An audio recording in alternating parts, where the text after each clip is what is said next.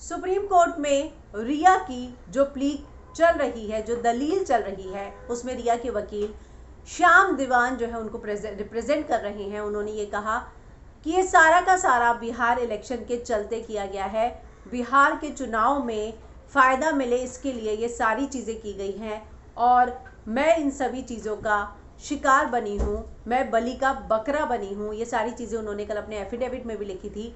साथ ही एक और बहुत बड़ी बात कही उन्होंने कहा कि ये सारे केस में जो सुशांत के इन्फ्लुएंशियल रिलेटिव है यानी कि ओपी सिंह, उनका बहुत बड़ा हाथ है। उन्होंने ही ये सारी चीज़ें की हैं और उनकी वजह से ही जो है एफआईआर दर्ज हुई।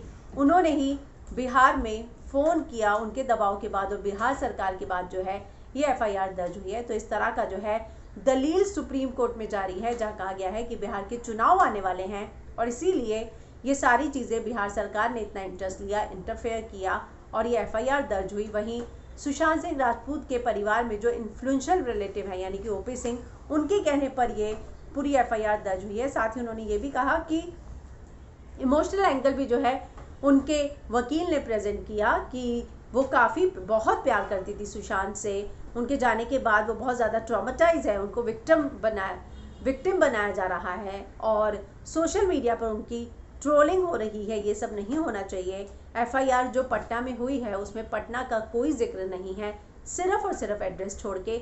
ऐसे में ये पूरी एफआईआर ट्रांसफ़र होनी चाहिए, 0 एफआईआर समझ के मुंबई में, और जांच मुंबई पुलिस करे। उन्होंने बहुत अच्छी जांच की है अभी तक।